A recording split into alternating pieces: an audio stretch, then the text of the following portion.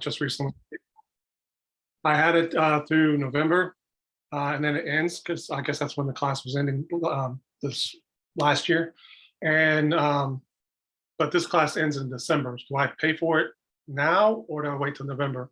So here's what I would say to you. Everybody's going to have to make the best decision for them as far as how long they want TaskStream to be active for them. You can buy it semester by semester. You can buy it for a couple years if you want, if you know you're going to be in the program for 2 more years. I think there's a little bit of a price differential if you do that way. But it's totally up to you. You will not need it for me until we get close to the end of semester. So if you want to wait and buy it near the end, that's fine. It won't impact anything for us. Okay. Thank you. Yeah. I'm sorry, I had to start the recording, so I had to take our screen down for a minute. I forgot to record. Okay, so we've talked about the reading course materials. I'll come back to CRT in a minute. All right, so Frostburg has a whole lot of policies. So I've got all the policies here for you. For the most part, the health requirements in COVID is not going to impact us. We're online. Let's hope none of us get it. And, but if you do and you're sick and you're out, let me know. And we'll work from there. We have recently adopted a diversity, equity, and inclusion mission statement. It's pretty good. It's pretty thorough. Harmonious human interactions that celebrate our common humanity and fosters a campus community where we value and embrace our genders, our race, ethnicities. I don't like race because we're all the same race. So I submitted that for a change in the statement, but they haven't accepted it yet. Our languages, our sexual orientations, our ages, our faiths, our cultures, and social class context, our intellectual and physical abilities, our mental health statuses, and our origins. So I think we hit it all. But if you see anything you think we should work on, let me know, because we really are actively working on feeling like this really is our statement and what we believe in the College of Ed. So totally open for any thoughts. I do have to report if somebody tells me that they're in an unsafe situation. I have to report that information just like you do as classroom teachers. I do too. So just want to let you know that.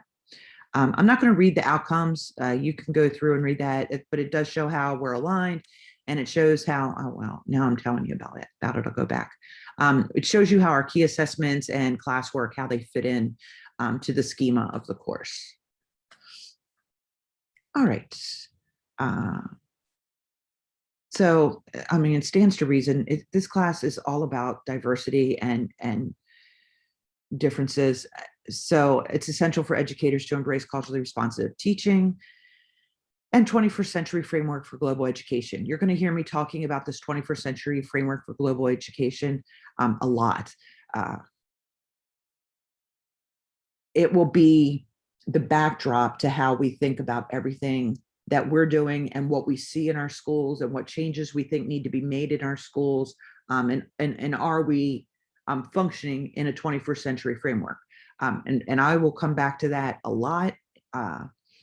There's some real specific things to know about that we will talk about in the next few weeks.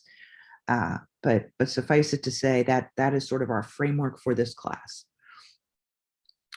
So your work online and your participation should demonstrate advanced level of professional commitment. That means, like, if you decide to do a discussion board, don't write, oh, I totally agree, that's awesome. Then that's not a graduate level writing example. It's okay to be friendly and kind, and but have a substantive answer. You should feel comfortable citing from either the modules or from articles, or you may have resources of your own that you want to tell us about. That's great. You want to use APA 7th edition writing if you do a discussion board post. You want to be prepared when you come into class if you decide not to do the discussion board post and you're going to come into a live class. I'll talk a little more about that in a minute. It is I would say a reading intensive course. The writing is going to be up to you, how much writing you choose to do. I am pretty good. Like, if you email me, I will most likely within the day have emailed you back. I do give myself a little bit of leeway on the weekend, but I even then I check my emails, so I'm pretty good about that. Yeah. If you get below a B on an assignment, you're welcome to resubmit it if you want. That said, like if you get a B on an assignment that's worth 20 points, don't sweat it. Because if you've had A's on all the others, you're fine. A B is above average. A C is average. An A is outstanding. Graduate students always want an A, and I get it. You want an A because you're going to get reimbursed for an A, but you get reimbursed for a B too. Now, I'm saying all this to you. Most everybody ends up with an A in this class, but don't sweat the small stuff. If it's a major assignment and you get a B because I say, oh, you forgot to do this or you didn't do this and you want to submit it again, well, okay then. But, you know, use your time wisely. Yeah, if you have a disability or you have a learning difference that you need to let me know about, you know, one, shoot me an email. Two, you want to check in with Disability Support Services, and they'll put a plan together with you and shoot it off to me, and we'll be fine. So the class modalities, I do have modules. I'll have audio, I'll have video, I'll have technologies built in there. Sometimes I'll record myself, sometimes I'll videotape myself.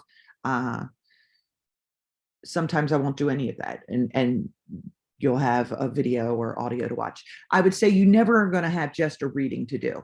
There's always kind of a multimedia approach to everything. The grading's pretty basic.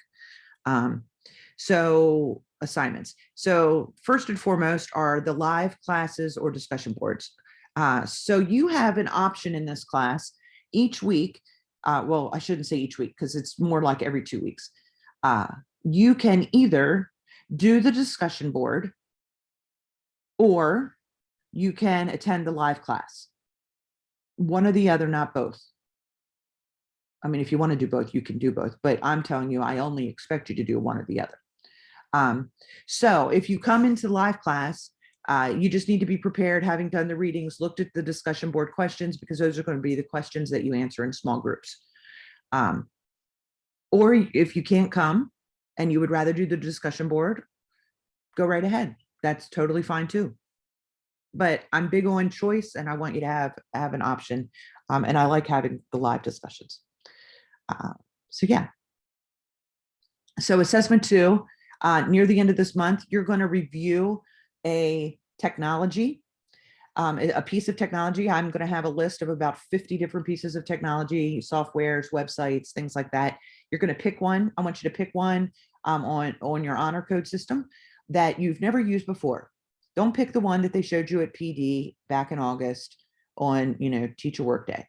Pick something that, okay, I'm going to rephrase that. You can pick that one if you've actually not actually used it. But if it's something you already know how to use, don't pick that. What fun is it in that? Pick something you've never used before, but that you want to learn how to use. Something you find interesting. You're going to literally make a chart. It's going to be like a 1-page, a couple different columns chart. I'll show you in the assignments what the categories are, and you're going to rank it. You know, a lot of people use a star system, but you're going to tell us a little bit about it. Very sparse writing, and you're going to literally evaluate it and tell us what you think about it. Or you can do a hack. Last semester, I had a student that won $100 from doing a hack. So I'm going to show you what the hacks are. You go to this website called DevPost. I got to stop. I got to share again. Hold on. All right. Can everybody see that? This is the home of the hackathons. You join the community. And then once you've joined the community, here, I'll join the community. We'll see which one I am.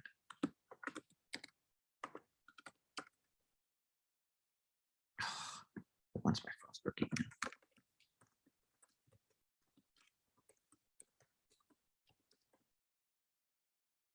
Oh, now it's not going to like me because I'm capitals. I'm telling you what.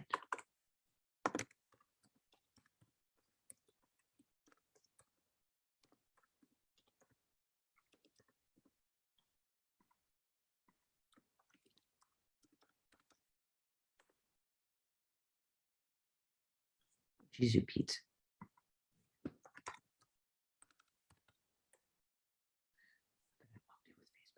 Nobody look at my Facebook. Oh, I did. I logged in with Facebook. Okay, so when you go in here, it'll give you hacks that they think are going to be good for you. Once you've got to sign up, and then you tell them the kinds of things you like. You tell them you're an educator. You tell them other things that you're interested in. And then you can either do hacks on your own, or you can do hacks with a team. So like here you can see, like, I know our person won $100, but that's because what you're seeing over here are team prizes. And so like these people that won $450,000, there's a STEAM-a-thon. So if you're into STEAM education, like you might want to join one of these groups. This one's on global education. That would be really good for us in this group. But some of these are coming due pretty soon. Digital EDU hack. Have no idea what that is, but maybe. So yeah, and you could go in and you can tell them that you're a beginner. If you have no experience in actually writing code, that's fine. You don't have to have experience in writing code. There'll be somebody on your team that knows how to write the code. And then they have all kinds that are not really writing code at all. You can go in and look up things like submission date. Like if you want to find something that's not going to be due until the end of the month, you can go in and put that in. If you want to win like $1 million, you can put in and say, hey, I want the one with the biggest prize amount. So I love doing stuff on here. You learn so much. There are so many interesting people out there doing interesting things. Like here's STEM warrior hacks. You can win $100,000. If you pick a hack that has a later due date than my September 30th, you just need to let me know that you're working on a hack. You can just send me a screenshot or something of what you're working on, because I love these and I encourage everyone to decide that they're going to do a hack, because you're going to learn so much. Doesn't matter what one you pick.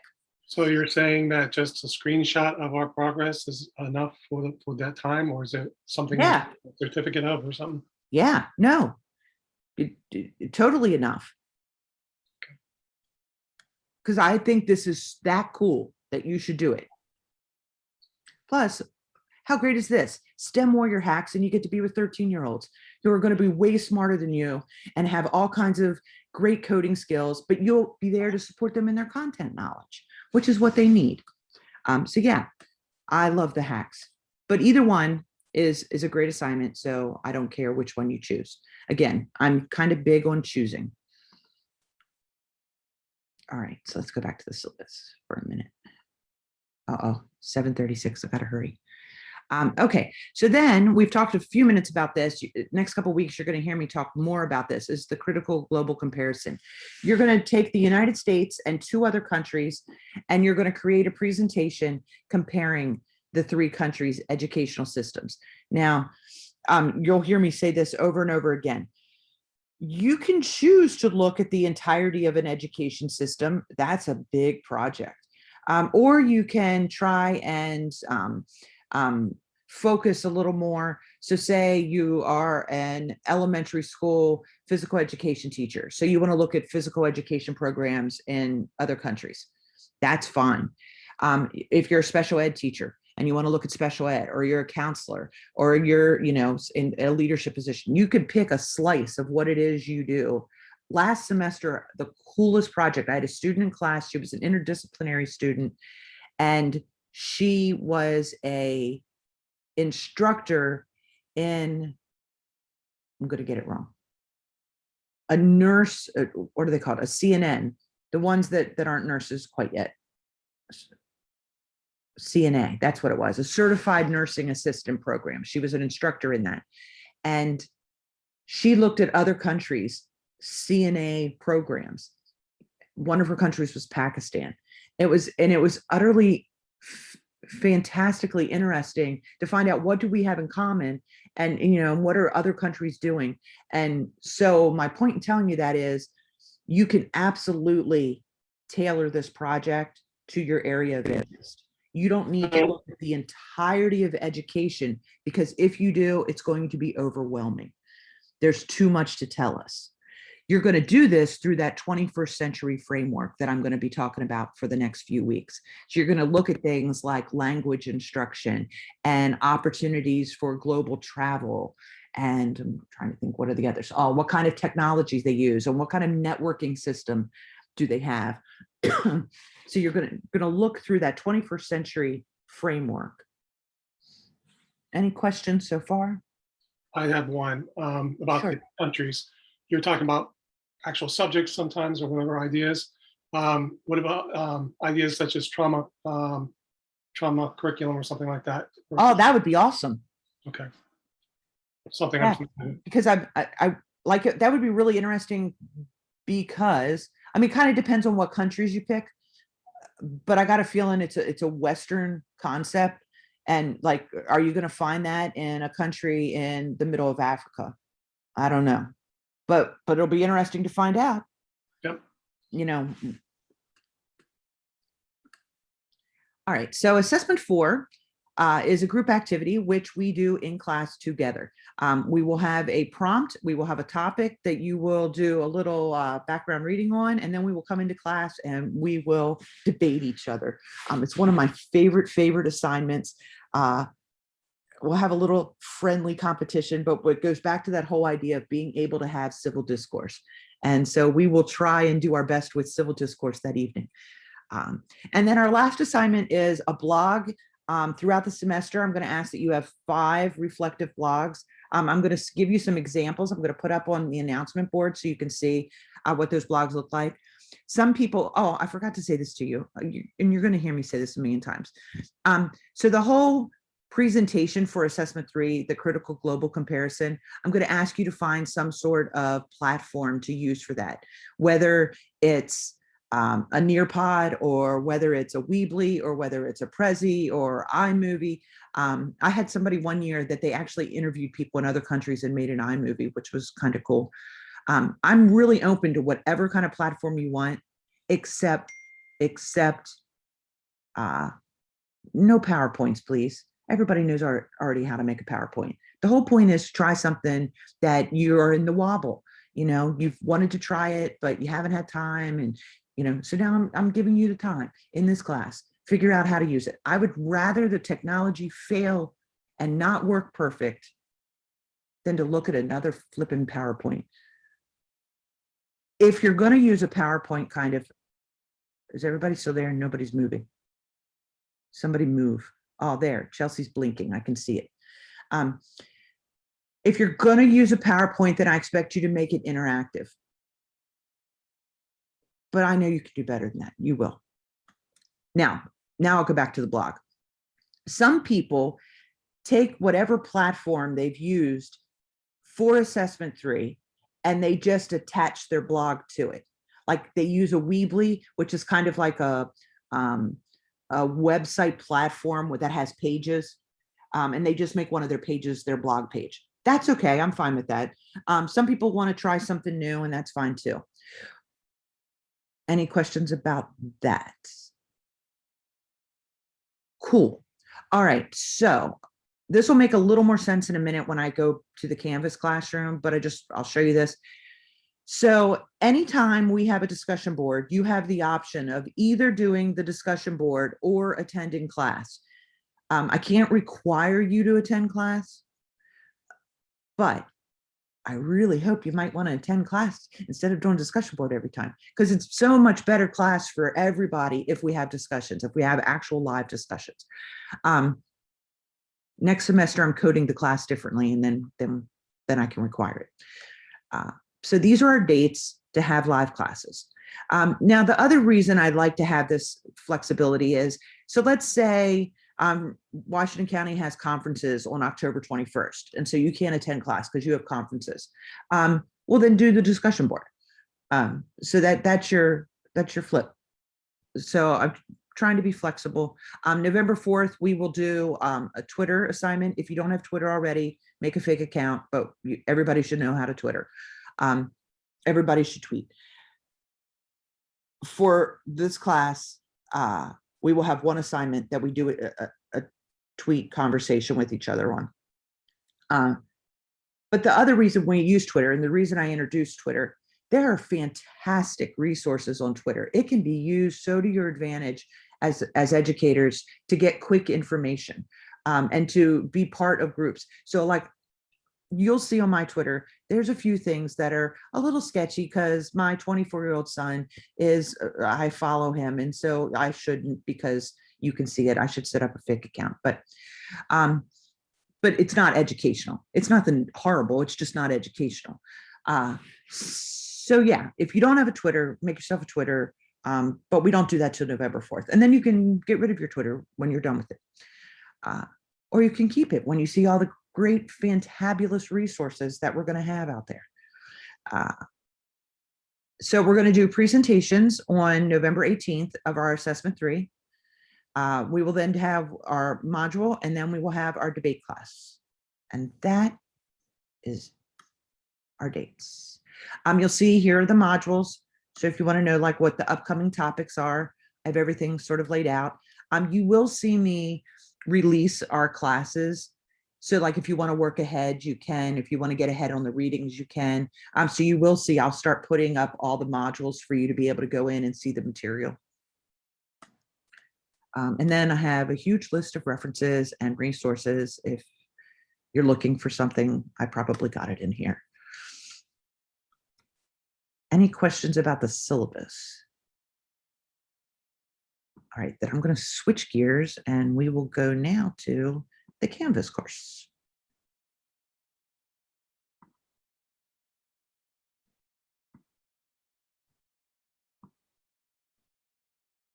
All right, so can everybody see our Canvas? Good. So by and large, everything will be in modules. And so like you can see, our first module is already up. Here's our other modules. I just got to do a little tweaking of them and then they'll all be released to you. So module 1 is here and ready for you. So I've embedded, you'll see, I usually give you a little bit of verbiage, but then you'll see the actual items. I do have the first couple chapters of Hammond here for you. I know most of us won't have our books and stuff yet, so I have that here for you to click on. And then I have a podcast for you to hear and a newsletter for you to look at. And then a short piece called Learning Landscapes, and then one more podcast for you to hear. Does anybody have any questions about that? I do. When I click on the Learning Landscapes PDF link, it's a 400-page document. Is it supposed to be something smaller? You're really hoping I say yes. No, but I'm really hoping, yeah. But I'm glad you asked the question. I don't expect you to read 400 pages, but I do expect you to go in, really take a look at the table of contents. What are the topics that are in here? And then just give it a good perusal. You know, pick out an area that interests you, something that you, can you see this as I'm scrolling it? An area that looks interesting to you. They're all 21st century technology, content driven articles. So no, I don't expect you to read all 400 pages, but I do expect you to go in and give it a real look so that you can get a sense of what it's about and that other people besides our class are talking about these exact topics, because that's what this is about. Like this article is context using digital technology for locally relevant topics and issues in a classroom. It was like 5,000 students or something that participated. So yeah, that's what that article is about. All right. Every time I open that, it makes me stop to share.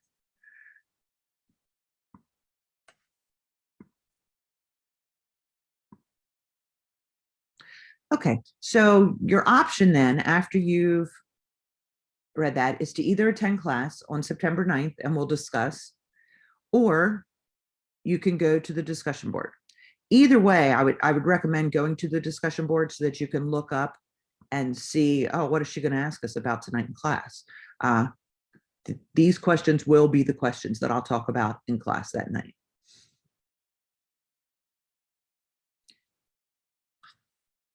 So those are your choice. You can either post or you can attend class. All right. You'll see I'm starting to put some assignments out here. So this one will be opened up this week. You can look at it and see, this is the assignment 2. So you can see here's your dev post. Here's the different tools you can go to find. So Call to Pedagogy is one of my favorite places to go. And so she has 6 ed tools to try right now. You can go in and find, she has podcasts, but she has all kinds of tools that she'll talk about if you want to try. The other place you can go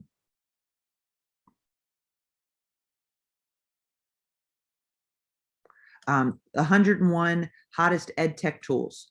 So you can pick a tool out of here that you might want to try. So yeah, they have 101 different tools in here that you can look at.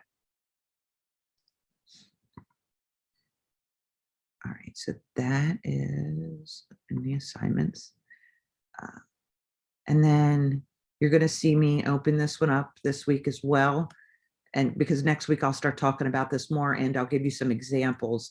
I'll put in the announcement some examples students have completed in the past, but here's your directions for how we will go about creating our comparative analysis of global education.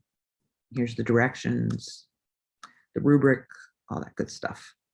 So you'll be able to see that this week as well. Those are the basic elements of what I use on here.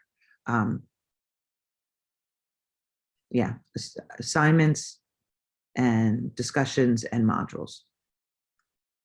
Everything else, yeah, I think that's it. Does anybody have any questions so far?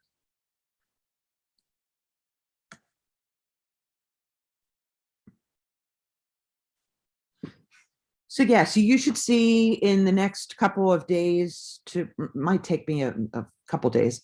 I'm going to release the rest of the modules, and then you'll see that I've opened up the assignments. So if you get a chance and you want to look at any of those before we meet up again, you can. But yeah, that's our class. Any Just to questions? recap on what you were saying about the discussions. Yeah. You can either do the discussions or come to class. And that's Correct. what you're saying. That is what I'm saying. I started that a couple years ago and students seem to really like it. I started it in response. I used that example tonight of, I used to always do the discussion boards, but they were so flat. And, I mean, it's like every week I got a discussion board. So I started doing live classes, and then students really liked the live classes. But then students had conflicts, like they had teacher conferences and stuff like that. So then I started doing it as a choice, and people seem to really like that. So that's what we do. So the only required class after this class tonight is December 9th when we do our debate. Everything else is optional.